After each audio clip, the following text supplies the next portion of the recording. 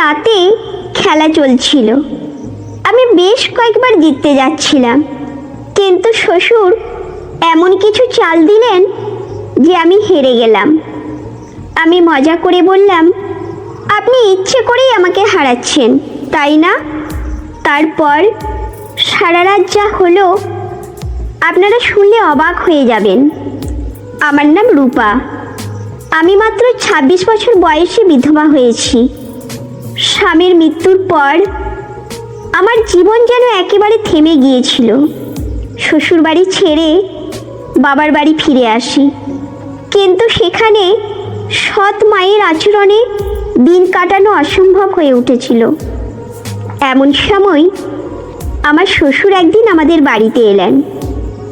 তিনি বাবার সঙ্গে কথা বলে আমাকে শ্বশুরবাড়ি নিয়ে যাওয়ার অনুরোধ করেন। বললেন, এই ঘরটা তোমার মতোই নিঃসঙ্গ, তুমি এখানে ফিরে এলে আমি অন্তত কিছুটা ভালো থাকব। শ্বশুরবাড়ি ফিরে আসার পর দিনগুলো কাটছিল একঘেয়েমিভাবে। আমি ঘরের কাজ করতাম, সময় পেলেই বই পড়তাম, কিন্তু শ্বশুরের মুখের শূন্যতা আর একাকিত্ব আমাকেও অস্থির করত। এক রাতে আমি ঘুমোতে যাওয়ার প্রস্তুতি নিচ্ছিলাম, হঠাৎ দরজায় টোকা পড়ল। দরজা খুলে দেখি শ্বশুর দাঁড়িয়ে আছেন, তার চোখে ক্লান্তির ছাপ। তিনি একটু হাসি দিয়ে বললেন, বৌমা, ঘুম আসছে না, একা থাকার কারণে মনটা ভারী লাগছে, তুমি কি একটু বসতে পারবে আমার সঙ্গে? আমি কিছু না ভেবে বললাম, আপনি আসুন, আমি চা করে নিয়ে আসি। চা নিয়ে এসে তার পাশে বসি। তিনি হেসে বললেন, তোমার ছোটবেলায় কোনো খেলা খেলতে ভালো লাগতো? আমি অবাক হয়ে বললাম, লুডো খেলা খুব পছন্দ ছিল।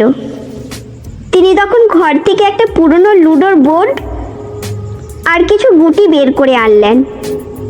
বললেন, চলো আজ আমরা লুডো খেলি। এই খেলাটা আমার শৈশবের স্মৃতি মনে করিয়ে দেয়। লুডো খেলা শুরু হলো। প্রথমে মনে হচ্ছিল শ্বশুর হয়তো কেবল আমার মন ভালো করার জন্য খেলতে বসেছেন, কিন্তু খেলার মাঝেই তার চেহারায় এমন এক উচ্ছ্বাস ফুটে উঠল যেন তিনি আবার ছেলেবেলায় ফিরে গেছেন। তিনি প্রতিটি চাল চালার সময় বিভিন্ন কৌশল বুঝিয়ে দিতেন। বলতেন, জীবনের প্রতিটি পথ এই খেলার মতো, কখনো এগোতে হবে, কখনো পিছিয়ে যেতে হবে, কিন্তু লক্ষ্য ঠিক থাকলে তুমি জয়ী হবে। আমি তার কথা শুনে অবাক হতাম। প্রথম রাতে আমি খেলা হারলাম আর শ্বশুর জিতে গেলেন। তিনি মজা করে বললেন, জেতা হারা বড় কথা নয়, মজা হলো মূল ব্যাপার। এরপর থেকে প্রতি রাতে আমাদের লুডো খেলা চলতে লাগলো। খেলার সময় তিনি আমাকে নানা গল্প শোনাতেন, তার শৈশবের স্মৃতি, তার জীবনের অভিজ্ঞতা সবই শেয়ার করতেন। খেলার সময় তিনি প্রায় বলতেন, বৌমা, এই খেলা আমাকে অনেক শিখিয়েছে। সবসময় তাড়াহুড়ো করলে পিছিয়ে পড়তে হয়, ধৈর্য ধরে সুযোগের জন্য অপেক্ষা করতে হয়। ধীরে ধীরে আমি বুঝতে পারলাম, লুডো খেলার মাধ্যমে আমাদের সম্পর্ক আরও মজবুত হয়ে উঠেছে। শ্বশুর আমাকে নিজের মেয়ে বলেই মনে করতেন। তার একাকিত্বের অবসান ঘটতে লাগলো, আর আমি ওই খেলাগুলোতে আনন্দ পেতে শুরু করলাম। এক রাতে খেলা চলছিল। আমি বেশ কয়েকবার জিততে যাচ্ছিলাম, কিন্তু শ্বশুর এমন কিছু চাল দিলেন যে আমি হেরে গেলাম। আমি মজা করে বললাম, আপনি ইচ্ছে করেই আমাকে হারাচ্ছেন, তাই না? তিনি হেসে বললেন, জীবনে জেতার থেকে মজা করার মূল্য বেশি। আমি চাই তুমি খেলাটা উপভোগ করো। জিতবে কি হারবে তা নিয়ে ভাবো না। সেই রাতে তিনি আমাকে একটা কথা বললেন, যা আমার মনে গভীর প্রভাব ফেলেছিল। তিনি বললেন, বৌমা, জীবনের লুডো খেলায় কখনো সাপের মুখে পড়বে, আবার কখনো সিঁড়ি দিয়ে উঠে যাবে, কিন্তু সবসময় মনে রেখো, পথটা দীর্ঘ হলেও তোমার গতিটা ঠিক গন্তব্যে পৌঁছাবে। লুডো খেলা আমাদের দুজনের একাকিত্ব দূর করেছিল। শ্বশুর বৌমার সম্পর্ক যে শুধু দায়িত্বের মধ্যে সীমাবদ্ধ, এই ধারণা ভেঙে গিয়েছিল। আমরা দুজন বন্ধু হয়ে উঠেছিলাম।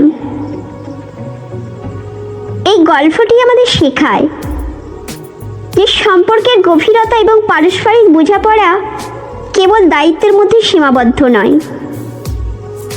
সময়, মনোযোগ এবং আন্তরিকতাই একটি সম্পর্ককে দৃঢ় করতে পারে। জীবন অনেকটা লুডো খেলার মতো। কখনো সাপের মুখে পড়ে পিছনে ফিরতে হয়, আবার কখনো সিঁড়ি বেয়ে এগিয়ে যাওয়া যায়। ছোট ছোট আনন্দের মুহূর্তগুলো উদযাপন করার মধ্যেই জীবনের প্রকৃত সুখ লুকিয়ে থাকে। একাকিত্ব দূর করতে এবং মনকে প্রশান্ত রাখতে সম্পর্কের মধ্যে বন্ধুত্বপূর্ণ আচরণ ও সময় কাটানো অত্যন্ত প্রয়োজন। ধৈর্য, বোঝাপড়া এবং পরস্পরের প্রতি শ্রদ্ধাবোধ আমাদের জীবনের নানা সমস্যা কাটিয়ে উঠতে সাহায্য করে। সম্পর্কের গুরুত্ব ও সৌন্দর্য উপলব্ধি করতে পারলে জীবনের যে কোনো ওঠানামা সহজেই জয় করা যায়। তো বন্ধুরা, এই গল্পটি যদি আপনাদের ভালো লেগে থাকে তাহলে অবশ্যই চ্যানেলটি সাবস্ক্রাইব করবেন এবং আপনার মূল্যবান মতামত জানাবেন। ততক্ষণ পর্যন্ত ভালো থাকুন, সুস্থ থাকুন। ধন্যবাদ।